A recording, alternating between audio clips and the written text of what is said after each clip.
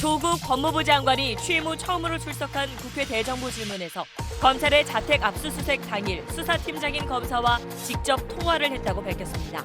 놀라서 연락이 왔습니다. 압수수색 당했다고요. 그래서 지금 상태가 좀 안 좋으니까 좀 차분히 해달라고 부탁드렸습니다. 야당은 명백한 수사방해이자 외압이라며 대통령이 해임을 거부하면 탄핵소추안을 발의하겠다고 경고했습니다. 정부와 여당이 학생부 종합전형 선발 비율이 높고 특목고 출신을 많이 뽑는 대학들을 대상으로 입시 실태 조사를 벌이기로 했습니다. 서울대와 연세대, 고려대를 비롯한 13개 대학이 대상입니다. 원료물질에서 암을 유발할 수 있는 성분이 검출되면서 잔탁으로 알려진 라니티딘 성분의 위장약 판매가 전면 중지됐습니다. 복용하고 있는 환자만 144만 명으로 추정됩니다. 고유정 의붓아들의 사망 사건과 관련해 경찰이 고유정의 계획적인 살인이었다고 전전 결론 내렸습니다. 경찰이 내린 결론의 근거는 무엇인지 취재했습니다. 화장실 불법 촬영을 뿌리 뽑겠다며 정부가 지난해부터 카메라 탐지 장비를 구입하는 등 연간 50억 원을 들여 단속에 나섰습니다. 그런데 SBS 취재 결과 지금까지 적발된 곳이 단 한 곳도 없는 걸로 확인됐습니다. 부실한 장비와 교육 같은 총체적인 문제가 있었습니다. 단독 보도합니다. 아프리카 돼지열병이 빠르게 확산하고 있습니다. 강화 성모도에서 추가로 한 곳이 확진 판정을 받았고 경기도 양주와 연천에서도 의심 신고가 접수됐습니다.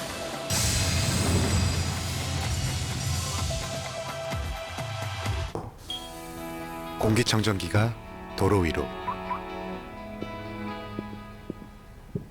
내일을 바꾸는 현대수소 전기차. 여러분 안녕하십니까. 조국 법무장관이 사흘 전 자신의 집에 압수수색 나온 검사와 통화를 했던 사실이 드러났습니다. 압수수색에 놀란 부인이 전화를 걸어왔고 현장에 있던 검사를 바꿔줘서 통화했다는 겁니다. 조국 장관은 아내의 상태가 좋지 않으니까 차분히 해달라고 부탁을 했다는 건데 이걸 두고 수사 외압 논란이 일고 있습니다. 먼저 오늘 국회에서 나온 이 내용을 남정민 기자가 정리해드리겠습니다. 국회 대정부 질문에 나온 조국 법무부 장관은 지난 23일 자택 압수수색 당시 현장 검사와 통화한 사실이 있느냐는 한국당 주광덕 의원의 질문에 그렇다고 시인했습니다. 압수수색하고 있는 검사 팀장에게 장관이 전화 통화한 사실 있죠? 네, 있습니다. 법무부 장관으로서는 절대 해서는 안 될 일을 저는 하셨다고 생각합니다. 그렇지 않습니다. 제 처가 매우 안 좋은 상태라서 좀 배려를 해달라라고 말했습니다. 본회의장은 술렁거렸고 주 의원은 불법 수사 외압이다. 조 장관은 관여가 없었다며 논쟁을 이어갔습니다. 그 자체는 압수수색 팀에 엄청난 압력이고 협박으로 볼 수밖에 없습니다. 그렇지 않습니다.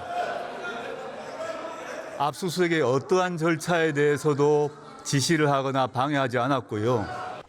가족 수사 보고 안 받겠다는 약속은 거짓말이냐, 직권 남용이다. 야당은 릴레이 공세에 나섰고 여당은 검찰이 야당 의원에게 직보하느냐며 조 장관 가족과 검찰 외엔 알 수 없는 통화 내용이 유출된 경위를 문제 삼았습니다. 이낙연 총리는 통화 논란에 대한 입장을 묻는 질문에 이렇게 답했습니다. 그런 통화 자체가 특권이고 불공정 행위다. 어떻게 생각하십니까? 네, 아쉬움이 있습니다. 이게 적절하다고 생각하십니까? 네, 적절치 않다고 생각합니다. 아내를 배려해달란 말뿐이었다며 외압 의혹을 부인하던 조 장관. 지금도 인지를 못하고 있다는 그런 취지죠? 예, 그렇습니다. 제가 가장으로서 그 정도 부탁은 할 수 있다고 생각했습니다. 부적절한 답변을 정정할 생각 없느냐는 질문엔 후회와 사과에 답변을 했습니다. 제 처가 물론 상태가 매우 나빴지만 그냥 다 끊었었으면 좋았겠다는 생각을 지금 후회를 합니다. 성찰하겠습니다. 죄송합니다. SBS 남정민입니다. 조국 장관이 검사와 통화한 걸 두고 법무부는 영향력을 행사한 게 아니라며 문제가 없다고 했습니다. 그런데 검찰은 조국 장관이 신속하게 압수수색을 해달라고 한 대목이 중요한 건데 법무부가 그걸 빼고 이야기하고 있다면서 전화 통화는 부적절했다고 말하고 있습니다. 임찬종 기자입니다. 조국 법무부 장관이 자택 압수수색을 담당한 검사와 통화한 사실을 인정하자 법무부는 별다른 문제가 없다는 취지의 자료를 배포했습니다.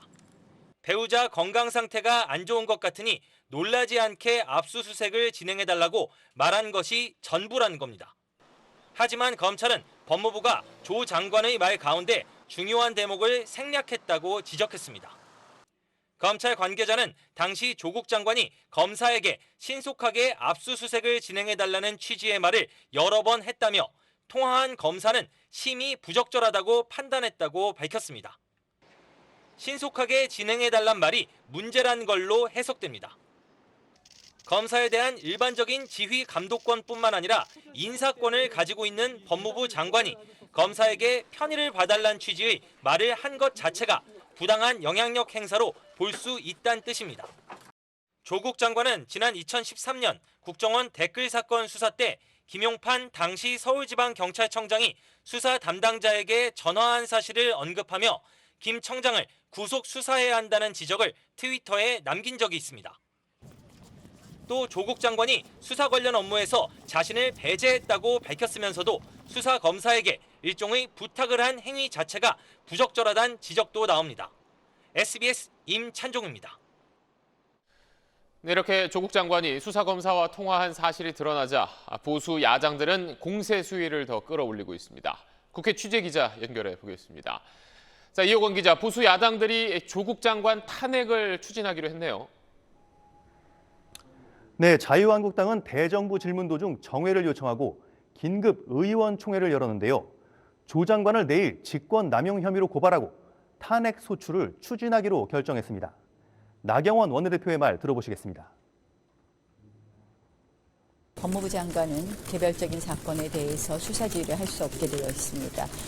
그래서 이 부분에 대해서는 저희가 명백히 탄핵 사유에 해당하기 때문에 탄핵 소추를 추진하도록 하겠습니다. 구체적 사건에 대해 법무장관은 검찰총장만 지휘 감독할 수 있을 뿐 개별 검사를 지휘 감독할 수 없도록 한 검찰청법을 위반했다는 겁니다. 바른미래당 오신환 원내대표도 문재인 대통령이 조 장관 해임을 거부한다면 탄핵 소추 추진이 불가피하다는 입장을 밝혔습니다. 그런데 실제 탄핵까지 가능할까요? 여당 입장은 어떻습니까? 네, 보수 야당들이 탄핵 소추안을 발의할 수는 있어도 가결까지 갈지는 미지수입니다. 탄핵 소추 발의는 제적 의원 3분의 1 이상, 의결은 제적 의원 과반수 찬성이 있어야 하는데요. 여당인 민주당이 찬성할 리 만무한 데다 대한정치와 정의당 등 다른 야권도 소극적인 자세를 보이고 있기 때문입니다. 민주당은 대정부 질문이 끝나자마자 의원총회를 했는데요. 검찰이 야당에 직보하느냐, 통화사실 폭로는 수사정보 불법 유출이라며 대응책을 논의한 걸로 전해졌습니다. 하지만 검찰 관계자는 통화했다는 게 피의 사실도 아니고 공무상 기밀도 아니어서 외부에 알려지는 건 법적, 윤리적으로 아무 문제가 없다는 입장을 밝혔습니다. 자, 이와 관련해서 청와대 강기정 정무수석이 검찰 수사에 대해서 한 말을 두고도 오늘 논란이 있었는데 어떤 내용인지 전해주시죠. 네, 강기정 수석이 오늘 순천에서 열린 정책 박람 행사에서 이런 말을 했습니다. 한미 정상회담이 진행 중이니 검찰에 수사를 해도 조용히 하라고 다양한 방식으로 전달했는데 검찰이 그 말을 듣지 않았다고 했습니다. 어떤 취지였느냐는 질문에는 조 장관 자택 압수수색 시기가 부적절하다는 뜻이었다면서 검찰에 직접 뜻을 전달한 적은 없다고 해명했습니다. 보수 야당들은 한미 정상이 회담하면 검찰은 수사하지 말라는 거냐며 검찰 압박하지 말고 강 수석이 사퇴해야 한다고 반박했습니다. 지금까지 국회에서 전해드렸습니다. 정부의 정책을 점검해야 할 오늘 국회 대정부 질문은 앞서 보신 대로 처음부터 끝까지 거의 조국 장관 질문만 나왔습니다.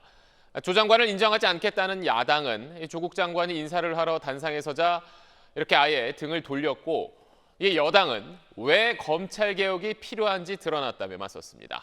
박하정 기자입니다. 등장부터 야유가 쏟아졌습니다. 조국 장관이 단상에 서자 한국당은 사퇴 피켓을 내걸고 등을 돌렸습니다. 질의에선 장관이라고 부르지도 않았고 법무부를 대표해서 나와주시기 바랍니다. 제2의 청문회라고 공언했듯 공세가 쏟아졌습니다. 비리 재벌의 대명사인 태광그룹의 이호진 회장의 석방을 탄원하는 탄원서를 제출했습니다. 그 정도 보석을 탄원하는 글을 쓰는 것은 인간적인 아니 평소에는 재벌 비리에 대해서 어미 조 장관이 해명을 할 때마다 야당은 야유를 쏟아냈습니다. 고등학생 인턴 증명서라는 게 별것이 아닙니다. 어느 기관에서나. 여당은 검찰을 겨냥했습니다. 수사 상황이 어떻게 이렇게 정치적으로 거래되고 있는지 정확한 범인을 색출해서 밝혀야 됩니다. 검찰이 국정농단 특검 수사 70일 동안에 집행한 압수수색 영장은 대략 46건이었습니다. 개인 한 사람의 비리를 캐겠다고 불과 하루 만에 30곳 이상, 한 달 남짓 31일 만에 70여 곳. 조 장관도 검찰 개혁 필요성으로 화답했습니다. 한국 검찰이 너무 강력한 권한을 갖고 있는데 통제 장치를 만들어달라라고 요구하고 있는 것으로 보입니다. 의원총회를 하겠다는 한국당 요구로 갑자기 정회되자 여야 충돌은 최고조에 달했습니다. 정회를 선포합니다.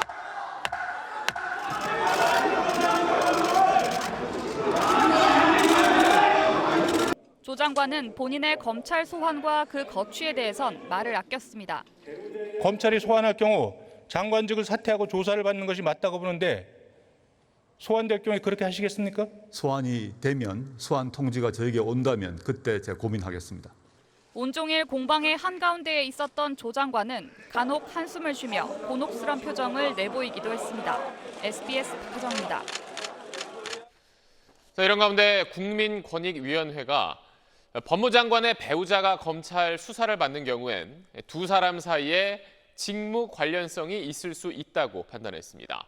오늘 국회에서도 이 이야기가 나왔는데 조국 장관의 답변은 임상범 기자가 전하겠습니다. 압수수색을 나온 검사와 전화통화를 했다고 인정한 조국 장관에겐 검찰에 의해 기소된 배우자와의 사이에서 이해충돌 가능성이 없는지에 대한 질문도 이어졌습니다. 이해충돌을 기피하는 그러한 조치를 취했어야 되는 거 아닙니까? 그것이 공직윤리에 맞는 거 아닙니까? 조 장관은 가족 수사와 관련해 지휘도 안 했고 보고도 받지 않았다며 그럴 가능성이 없다고 맞섰습니다. 현재로는 이해 충돌이 없는 것으로 보고 있습니다. 근데 잠정적 결론이기 때문에 최종적 결론이 나오면 법무부의 결론이. 하지만 국민권익위원회 해석은 다릅니다. 권익위는 법무부 장관의 배우자가 검찰 수사를 받는 경우 두 사람 사이에 직무 관련성이 있을 수 있다고 판단했습니다. 공무원은 직무 관련자와 사적 이해관계가 있을 경우 이를 신고해야 하며 법무부 장관은 검찰총장을 통해 일선 검사에 대한 지휘 감독권을 행사할 수 있다고 본 겁니다.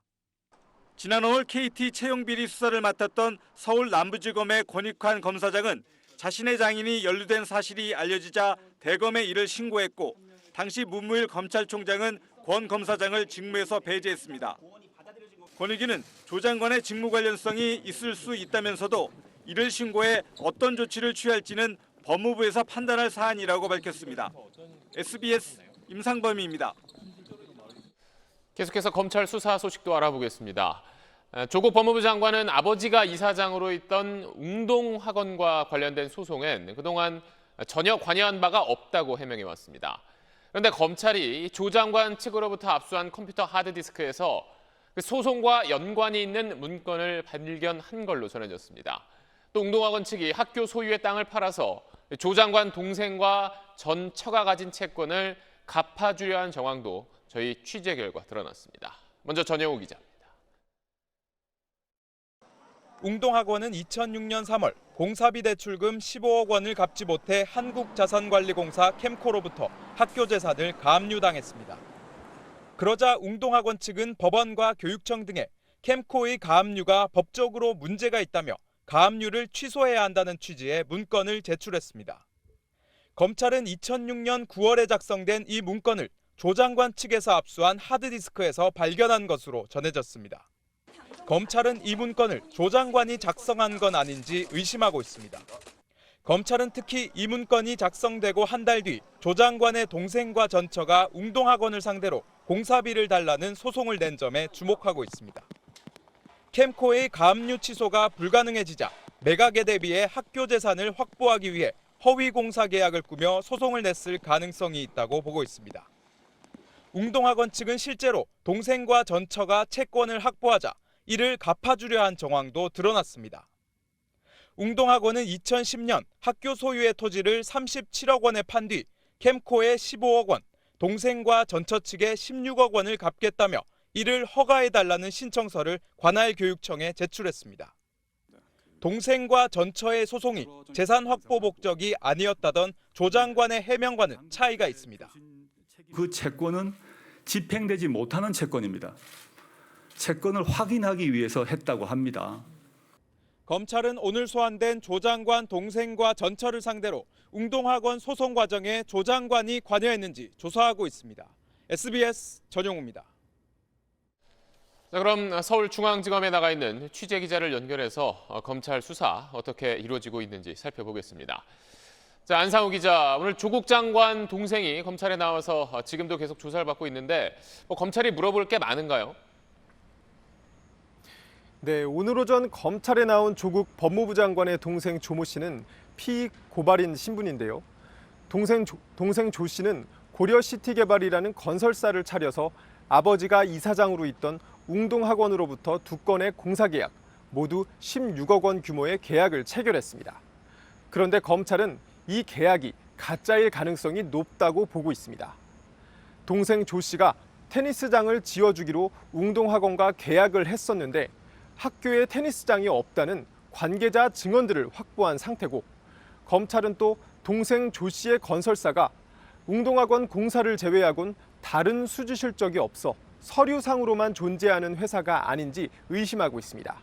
때문에 검찰은 조 장관 동생을 상대로 웅동학원과 허위 공사 계약을 맺어놓고는 공사 대금을 못 받았다며 소송을 벌인 것은 아닌지, 즉 소송 사기 의혹에 대해 집중 추궁하고 있는 것으로 전해졌습니다. 그리고 조 장관 동생의 전처, 그러니까 옛 부인도 오늘 소환됐는데 검찰이 어떤 내용을 조사하는 건가요? 네, 조 장관 동생과 전처는 지난 2009년 이혼했습니다. 하지만 검찰은 조 장관 동생이 가진 재산은 숨기고 채무를 회피하기 위해 서류상으로만 이혼한 것 아니냐, 이렇게 의심을 하고 있습니다. 또 현재는 조 장관 동생은 웅동학원에서 확보한 채권을 모두 전처에게 넘긴 상태입니다. 또 야당에선 전처 조 씨가 이혼한 뒤에도 정경심 동양대 교수와 부동산 거래를 한 점을 두고 명의신탁 의혹을 제기하기도 했습니다. 검찰은 수사 초기부터 이런 조 씨를 출국 금지하고 자택을 압수수색하는 등 조 씨를 이번 사건의 핵심 인물 가운데 한 명으로 보고 있었는데요. 조 씨와 관련된 의혹도 꽤 많아서 조사가 늦게까지 진행될 것으로 보입니다. 지금까지 서울중앙지검에서 SBS 안상우입니다. 조국 장관을 둘러싼 시국선언도 곳곳에서 이어졌습니다. 대학의 교수와 연구진 4천여 명은 조 장관 가족 수사보다 검찰 개혁이 먼저라고 주장했고, 보수 성향의 변호사 1,000여 명은 조 장관의 사퇴를 촉구했습니다. 이 내용은 고정현 기자가 취재했습니다. 지난 19일 보수 성향의 대학 교수 모임이 청와대 앞에서 조국 법무부 장관 사퇴를 촉구하는 기자회견을 열자, 오늘은 부산 지역 중심의 대학 교수들이 조 장관 가족 수사보다 검찰 개혁이 먼저이고 이번 사태의 핵심이란 시국 선언을 발표했습니다. 촛불혁명의 위임 아래 출범한 개혁 정부의 미래를 좌초시키려는 이른바 수구 기득권 세력의 총동원령이 개시된 것이다. 정작 나라의 명운이 걸린 핵심적 사안은 수면 아래 숨어버리는, 이들은 조국 장관을 지지하는 게 아니라 무소불위의 검찰을 개혁하는 것이 핵심이라는 데 인식을 같이 한 것이라고 강조했습니다. 국내외에서 서명에 동참한 교수와 연구진만 4천여 명이라고 덧붙였습니다. 보수 성향 변호사 단체도 오늘 조 장관 퇴진을 요구하는 시국선언에 1,000여 명이 서명했다고 밝혔습니다. 조국의 법무부 장관 사퇴를 강력히 요구한다. 그는 장관 후보로 지명된 후 임명되기까지 본인은 물론 그 가족까지 거짓과 위선으로, 한편은 지난 16일부터 오늘 오전까지 김경환 전 법무부 장관과 송광수 전 검찰총장, 전직 대법관 8명 등이 동참했다고 밝혔습니다. 조국 장관 사퇴를 놓고 학계와 법조계까지 양분되는 모습을 보이면서 사회 갈등의 골이 더욱 깊어지고 있습니다. SBS 고정현입니다. 또 조국 장관 자녀의 입시 의혹이 최근 논란이 되면서 교육부가 실태 조사에 나서기로 했습니다. 특목고와 자율형 사립고 학생을 많이 뽑는 13개 대학이 조사 대상입니다. 뭘 조사하는지는 임태우 기자가 전하겠습니다. 조사 대상이 된 대학들은 학생부 종합전형 선발 비중이 높고 특목고와 자사고 출신들을 많이 뽑는 곳들입니다. 올해의 경우 이들 13개 대학들은 신입생 중 52%를 학종으로 선발했습니다. 포항공대는 330명을 모두 학종으로 뽑았고 서울대 79.1%, 고려대 64% 등 전국 평균 24.3%를 크게 웃돕니다. 특목고, 자사고 출신 비율도 포항공대가 56.8%, 서울대 41.3% 등 정원의 절반에 달합니다. 학생부 종합전형은 지난 10여 년 동안 부모의 경제력과 정보력에 따라서 자녀의 스펙이 만들어진다는 사회적 불신이 대단히 컸습니다. 금지된 비교과 요소나 고교 등급제를 적용했는지, 사전 예고한 요소별 반영 비율을 제대로 지켰는지 등을 살핍니다. 특히 교수 자녀가 입시를 치렀을 때 공정하게 진행됐는지도 보기로 했습니다. 하지만 이번 조사의 초점은 특권층 자녀의 특혜를 찾아내는 게 아니라 대학들의 학종 운영 점검에 맞춰져 있습니다. 그래서 정의당은 아예 고위공직자의 자녀 대입 과정에 대한 전수조사를 제안했습니다. 교육을 통한 기득권 대물림에 대한 국민적 분노에 비해 한참 부족한 수준입니다. 정부와 여당은 실태 조사와 별개로 봉사, 수상 기록 같은 비교과 영역을 폐지하는 방안도 검토하기로 했습니다. 입시 제도에서 부모 힘이 크게 미치는 부분을 개선하겠다는 겁니다. 교육부는 13개 대학 실태 조사를 반영해 오는 11월 중 대입제도 공정성 강화 방안을 발표할 계획입니다. SBS 임태우입니다. 다음 소식입니다. 식약처가 위장약 269개 제품을 팔지 못하도록 했습니다. 그 약의 원료 물질에서 암을 일으킬 우려가 있는 성분이 나왔기 때문입니다. 역류성 식도염이나 위궤양 때문에 위장약 드시는 분들 지금 먹는 약이 판매 중지됐는지 꼭 확인하시기 바랍니다. 남주현 기자입니다. 잔탁과 큐란 등 라니티딘 성분의 위장약 269개 제품을 당분간 약국에서 사거나 병원에서 처방받을 수 없게 됐습니다. 국내에 수입된 라니티딘 원료 7종 전부에서 NDMA라는 발암 추정 물질이 검출됐기 때문입니다. 일부에선 식약처 허용 기준의 334배인 최대 53.5 ppm까지 나왔습니다. NDMA는 지난해 발사르탄 계열 고혈압 약에서 검출됐던 발암 가능 물질입니다. 국내에 라니티딘 성분의 약을 복용 중인 환자는 144만 명 정도입니다. 전문가들은 짧은 기간 복용한 경우 해롭지 않을 것이라고 설명합니다. 당장 이게 2주분 먹었는데 문제가 된다 이렇게 걱정할 문제는 아닌 것 같다고 생각합니다. 다만 장기간 복용할 경우 인체에 미치는 영향은 앞으로 조사를 시작하기로 했습니다.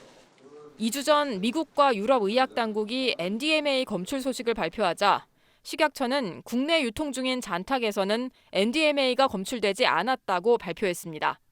하지만 열흘 만에 이를 번복하고 판매 중단하는 바람에 환자들만 혼란스러워졌습니다. 식약처는 라니티딘 원료에 NDMA가 고르게 들어있지 않아 지난번엔 검출되지 않았다는 입장이지만 NDMA는 불순물입니다. 따라서 제품에 불균질하게 혼합되어 있을 가능성이 높습니다. 따라서 시험 결과도 편차가 크게 나타납니다. 의사협회는 성급한 결론이었다고 비판했습니다. 판매가 중지된 의약품 목록은 보건복지부와 식약처 홈페이지에서 확인할 수 있고 약을 복용 중인 환자는 병의원에서 무료 상담을 통해 다시 처방받을 수 있습니다. SBS 남주현입니다. 화장실 불법 촬영을 뿌리 뽑겠다면서 정부가 지난해부터 50억 원을 들여 단속에 나섰습니다. 카메라 탐지기도 사고 많은 인원을 동원했는데 취재해보니 지금까지 적발된 곳이 단 한 곳도 없었습니다. 어떻게 된 일인지 정윤식 기자가 단독 취재했습니다. 정부는 지난해 화장실 불법 촬영과의 전쟁을 선포했습니다. 문명사회라면 있을 수 없는 차마 부끄러운 짓이며 중대한 범죄 행위입니다. 탐지 장비 구입 등을 위해 지자체엔 50억 원이 지원됐고 지난 1년간 지자체와 경찰은 공중 화장실 28만 8천여 곳을 점검했습니다.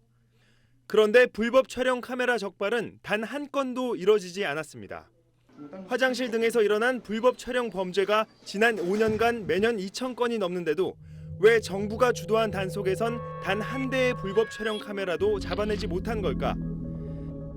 전문가와 함께 현장에서 실험을 해봤습니다. 붉은색 빛을 비춰 카메라 렌즈를 찾아내는 LED형 탐지기, 지자체에서 일반적으로 쓰는 탐지기입니다. 그런데 렌즈가 코팅된 위장형 카메라는 찾아내지 못합니다. 범죄에 흔히 악용되는 위장형 카메라는 적외선 탐지기를 써야 비로소 렌즈를 찾을 수 있습니다. 식별이 안 될 수 있도록 이렇게 코팅하는 사례가 한 60%, 70%까지 차지한다라고 보시면 될 것 같습니다. 그런데도 경기도의 경우 카메라 렌즈 탐지기의 4분의 3이 LED형 탐지기에 그치는 등 범죄는 뛰는데 단속 장비는 기는 처지입니다. 그 탐지와 관련된 기술도 점점 진화를 해야 되고 초소형 카메라 위장술 같은 거는 계속 지금 진화를 하고 있거든요. 그런 부분에 대한 대응을 해야 된다고 생각합니다. 또 매년 새로운 초소형 카메라가 쏟아지지만 지난 1년간 지자체 44%에서 단속 교육이 한 차례도 진행되지 않는 등 현장 인력 교육이 부족한 것도 한 원인으로 꼽힙니다. SBS 정윤식입니다. 아프리카 돼지열병을 퍼뜨리는 매개체로 멧돼지가 의심받는 가운데 도심 여기저기에 멧돼지가 출몰하고 있습니다. 어제 경기도 성남에, 오늘은 울산에 나타났는데 사람을 공격하기도 했습니다. 한소희 기자의 보도입니다. 멧돼지 난동에 주상복합 건물 지하 휴식 공간이 엉망이 됐습니다. 깨지고 넘어진 화분 주변을 어슬렁거리던 멧돼지. 갑자기 유리문을 향해 돌진합니다. 상황이 급박하다고 판단한 경찰이 실탄 12발을 발사했습니다. 형, 총알 좀. 지금 저기 딴데 못 나가죠? 어제 저녁 6시 20분쯤 경기도 성남의 한 주상복합 건물 지하에 무게 130kg으로 추정되는 멧돼지가 나타났습니다. 마트로 들어가서 이제 마트 고객들이 놀라셔서 저희 가게 쪽으로 피하셨고요. 계속 창문에 멧돼지가 부딪히는 상황. 에스컬레이터를 타고 건물 지하로 내려온 멧돼지는 이곳에서 사살됐는데 멧돼지가 깬 화분들이 그대로 남아 있습니다. 울산 울주군에선 오늘 아침 6시 50분쯤 80대 여성이 주택 마당에서 멧돼지에게 공격을 당해 배와 팔을 다쳤습니다. 소방당국이 사고 현장 근처에서 죽은 멧돼지를 발견했는데 울주군청은 여성을 공격한 멧돼지가 바위를 들이받고 죽은 걸로 추정했습니다.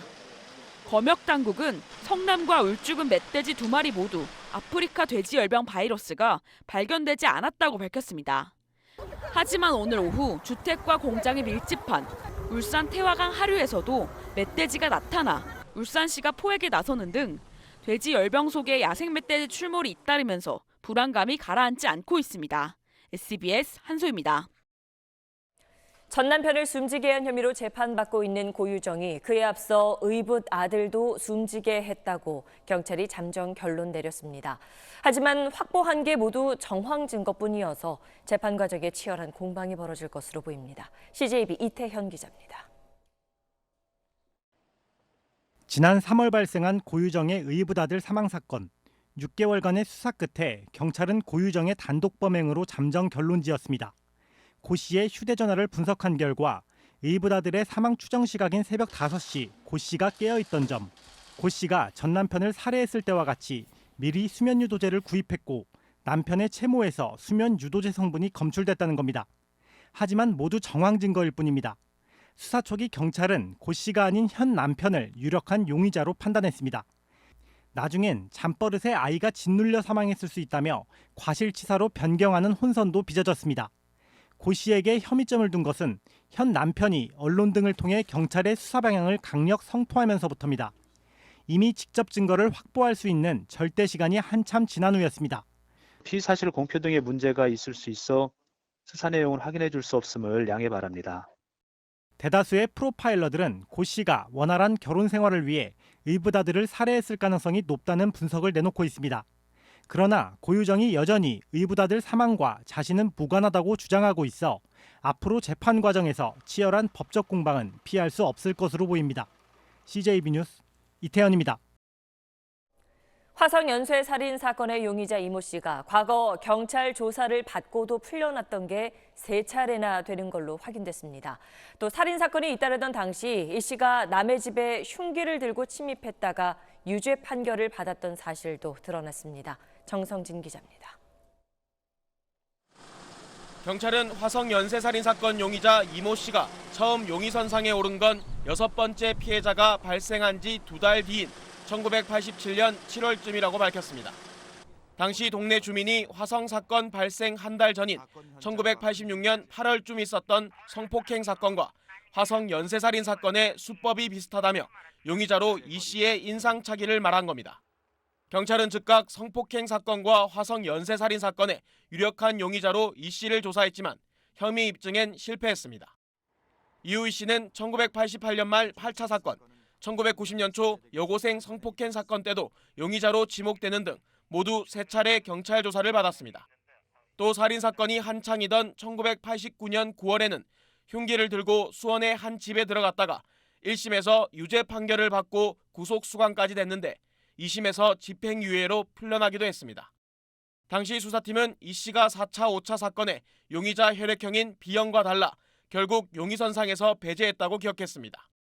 B형이 아니면 거의 배제했던 것 같아요. 심증을 갔었는데 그래서 배제했던 것 같아요. 경찰은 이에 따라 이 씨가 1986년 군 제대 후 1994년 1월 처제를 살해하기까지 화성과 수원, 청주 등에서 발생한 유사 범죄 혐의도 들여다보고 있습니다. 경찰은 오늘도 이 씨를 대면 조사하고 버스 안내원 등 목격자 2명을 상대로 30년 전 기억을 끌어내기 위해 법 최면 조사를 진행했습니다. SBS 정성진입니다. 일본 방사능 문제를 파헤치는 연속 보도 이어갑니다. 그제부터 우리나라에 있는 일본 대사관이 홈페이지에 후쿠시마와 서울의 방사선량 데이터를 나란히 올리기 시작했습니다. 숫자가 크게 차이나지 않는 것처럼 보이는데 실제 그렇게 봐도 되는 걸까요? 박세훈 기자가 사실은 코너에서 짚어보겠습니다.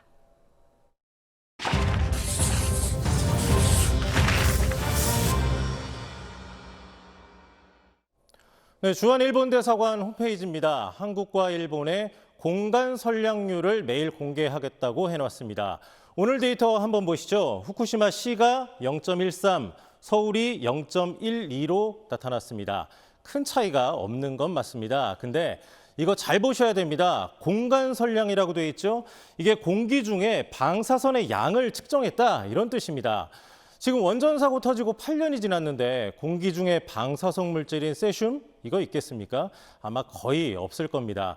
세슘이라는 게 이 물에 잘 녹아서요. 공기 중에 세슘이 설령 있더라도 비가 오면 씻겨 내려갑니다. 그리고 이게 후쿠시마 시의 측정값이라고 되어 있는데 시는요. 이 바닷가에 있는 후쿠시마 원전에서 60km 정도 떨어져 있습니다.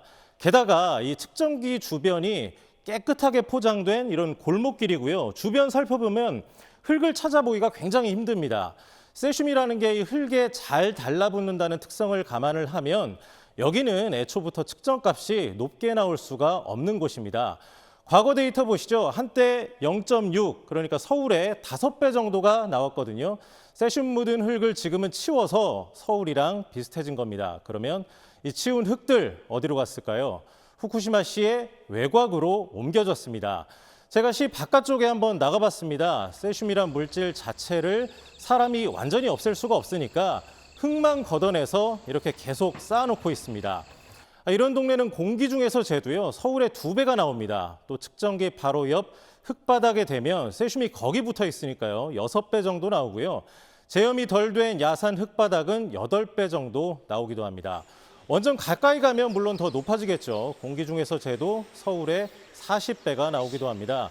여기는 가만히 서 있으면요, 흉부 엑스레이 하루 한 번씩 계속 찍는 셈이 됩니다. 자, 이런 현실 다 외면하고 수치가 낮은 동네만 골라서 서울이랑 비슷하다 이렇게 주장을 하는 게 과연 일본이 강조하는 과학적인 정보 제공인지 묻지 않을 수 없습니다. SBS 박세용입니다. 다음 소식입니다. 아프리카 돼지열병이 국내에서 확인된 지 딱 열흘째인 오늘 강화도 옆에 있는 성모도라는 섬에서 추가 확진 판정이 나왔습니다. 성모도는 외부와 연결되는 유일한 통로가 다리 하나뿐인데 어떻게 병이 옮겨진 건지 박찬범 기자가 취재했습니다. 오늘 아프리카 돼지열병이 확인된 강화도 성모도의 폐업 돼지 농장입니다. 돼지는 단 2마리뿐. 과거 농장주가 근처에 살면서 키웠는데 한 마리가 폐사했습니다. 좀 아까 나오기 전에 그런 소리 듣고서 아, 우리 집 뒤인가 보다 그랬거든요. 거기밖에 없는데 여기 성모도에서 돼지 기르는 집이. 남은 음식을 먹이로 주지 않았고 다른 발병 농가를 오간 축산 관련 차량이 다녀간 일도 없습니다. 해당 발병 농가는 도로 폭이 매우 좁은 데다 차량 통행도 많지 않습니다. 외부와의 통로는 성모대교가 유일합니다. 오히려 바이러스의 침투 가능성이 낮은 지역이라 방역당국은 감염 경로 파악에 어려움을 겪고 있습니다. 북한과 근접한 섬이라는 점에서 물에 의한 감염 가능성이 제기됩니다. 오염된 북한 지역의 그 분비물이라든지 사체 부스러기가 태풍 링링에 의해서 접경 지역에 이렇게 퍼졌을 가능성이 있습니다. 사흘 연속 확진 판정이 나온 광화군에는 인천 전체 돼지 사육두수의 88%가 집중돼 있습니다. 오늘도 추가 의심 신고는 계속 이어졌습니다. 경기도 파주 발병 농가와 20km 정도 떨어진 양주에서 2건의 의심 신고가 나와 정밀 검사가 진행 중입니다. 정부는 돼지 일시 이동 중지 명령을 28일 정오까지 48시간 추가로 연장하고 경기 북부 축산 차량은 다른 권역으로 이동할 수 없도록 통제하고 있습니다. SBS 박찬범입니다. 방금 보신 성모도처럼 감염 경로를 찾기 어려운 사례까지 나오면서 이 병이 어디서 왔는지 밝혀내기가 더 어려워지고 있습니다. 지금으로선 철저한 방역과 차단이 유일한 대책인데 곳곳에서 허점이 보이고 있습니다. 김영래 기자가 취재했습니다. 강화도에서 김포 쪽으로 나오는 초지대교입니다. 사흘 연속 아프리카 돼지열병이 발병할 만큼 바이러스가 퍼져 있는 지역인데 오늘 아침까지 강화에서 김포로 나오는 차량들이 소독 없이 통과됐습니다. 김포에서 강화로 진입하는 차량들은 소독을 받은 것과 대조적입니다. 김포로 향하는 만큼 관할이 김포시란 이유였습니다. 달리 건너는 김포, 여기는 인천. 근데 나가는 게 문제니까 나가는 건 거기서 안 막으면 안 되니까. 축산 차량을 통한 바이러스 전파 가능성이 있는 상황에서 어처구니 없는 일이 벌어진 겁니다. 실제로 농식품부는 1차부터 4차까지 발병 농장 간 축산 차량 출입이 있었다는 이른바 차량 역학관계를 확인했습니다. 누가 봐더라도 차량이 아니다 정도로 해가지고 관리나 또 소독도 방역당국에서 해야 되는데 그런 것들이 좀 부족하지 않았나 싶어요. 들어오는 것보다 나가는 걸 해야지, 그죠? 확진을 위해 혈청의 빠른 검사가 필수인데 검역본부가 있는 경북 김천까지 차량으로 이동하다 일주일이 지나서야 헬기를 투입했습니다. 차가 밀리면 김천까지 7시간이 걸릴 수도 있고 그다음에 검사 6시간은 정해져 있기 때문에 나머지는 거리에서 소비되는 시간입니다. 첫 발병 후 방역당국은 경기 북부권역에 48시간 이동 중지 명령을 내린 후 확산 조짐에 대한 확인 없이 매뉴얼대로 해제했습니다. 추가 의심 신고와 확진이 이어지자 48시간을 더 중지시켰고 오늘도 또 연장하며 뒤늦게 방역 단계를 최고 수준으로 높여가고 있습니다. SBS 김영래입니다. 다음 소식입니다. 앞으로 수도권 분양가 상한제 적용 지역에서 민영 아파트를 분양받으면 최대 3년간 반드시 실거주해야 하는 규정이 생길 전망입니다. 자세한 내용 손용환 기자가 전해드립니다. 서울 강동구의 한 재건축 단지입니다. 정비 작업을 서두르고 있지만 빨라도 내년 초에나 일반 입주자 모집이 가능할 전망입니다. 빨리 진행하려고 보내지 늦추려고 그랬는데 시행착오가 건수 없잖아. 민영 아파트 분양가 상한제가 다음 달 시행되면 강력한 주택 규제를 피할 수 없게 됩니다. 정부는 특히 수도권 분양가 상한제 아파트에 대해 실거주 의무 기간을 둘 계획입니다. 분양가가 인근 지역 매매 가격의 80%가 안 되는 민영 아파트의 경우 집주인은 3년 동안 80에서 100% 사이일 경우 2년 의무적으로 거주하도록 하겠다는 겁니다. 공공택지 내 공공분양주택은 이 기간이 각각 5년과 3년으로 조정됩니다. 최초 수분양자에게 저렴하게 주택을 공급해서 주거 안정을 하겠다는 건데 3년 정도는 실거주를 해서 시장에 유통매물로 하지 않겠다는. 국토부는 실거주 외 5년에서 10년에 이르는 전매 제한 기간도 두기로 했습니다. 정부는 이런 내용의 주택법 개정안을 올해 안에 처리한다는 계획입니다. 지난 23일 분양가 상한제 시행을 위한 입법 예고를 마친 데 이어 실행을 위한 후속 조치를 차곡차곡 진행 중인 것으로 보입니다.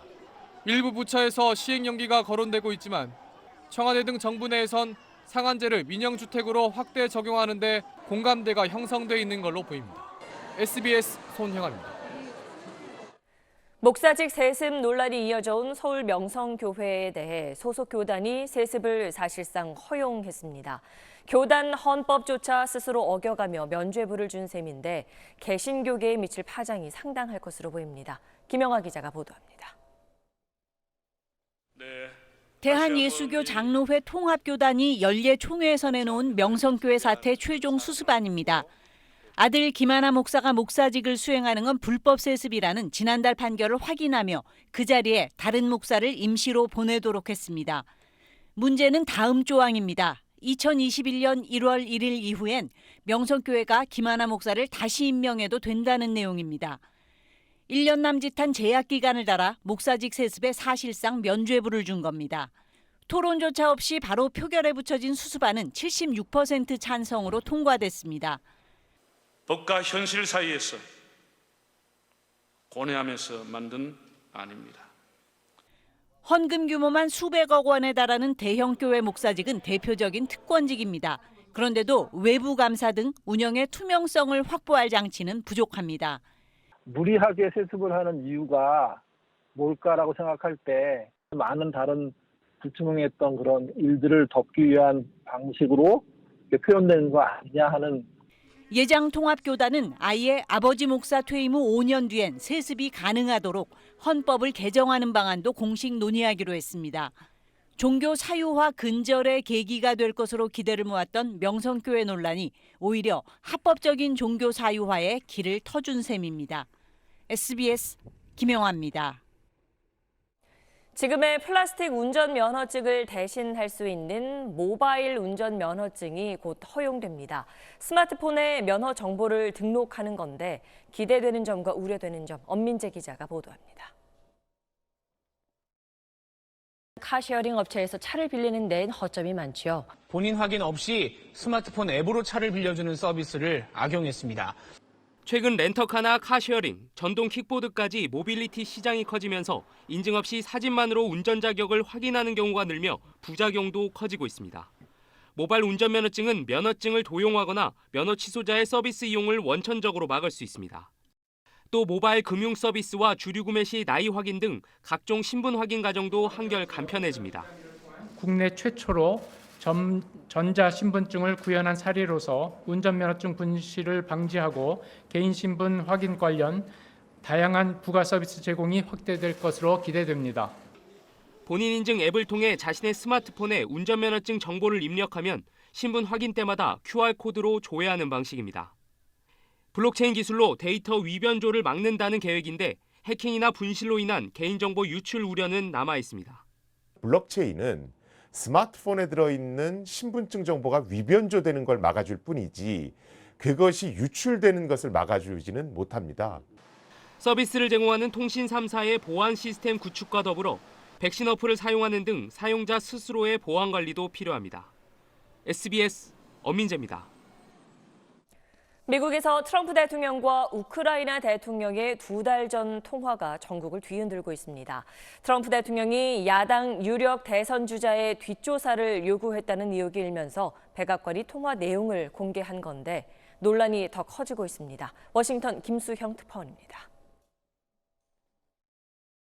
트럼프 대통령이 공개한 지난 7월 우크라이나 젤렌스키 대통령과의 통화 내용입니다. 야당 유력 대선 주자인 바이든 전 부통령에 대한 의혹을 수사해달라고 은근히 종용하는 내용이 나옵니다. 바이든 전 부통령이 현직 시절 아들이 근무하는 회사를 수사하려던 당시 우크라이나 검찰총장의 해임을 압박했다는 의혹을 수사하라는 겁니다. 통화한 두 사람은 이 대화에서 압력이 오가진 않았다고 강변했습니다. We spoke about many things and I think And you read it that nobody pushed it. In other words, no pressure. Because you know what? There was no pressure. 여야는 해석을 달리했습니다. 민주당은 트럼프 대통령이 통화 며칠 전 우크라이나에 대한 원조 동결을 지시했고 또 외국 정부를 끌어들여 정적을 공격한 행위 자체가 탄핵감이라고 주장했습니다. 반면 공화당은 통화 내용에 압박이나 회유는 없었다며 야당의 대통령 깎아내리기라고 맞섰습니다. 하원을 장악하고 있는 민주당이 트럼프 대통령에 대한 탄핵안을 가결시킨다 하더라도 공화당이 다수당인 상원을 통과할 가능성은 크지 않습니다.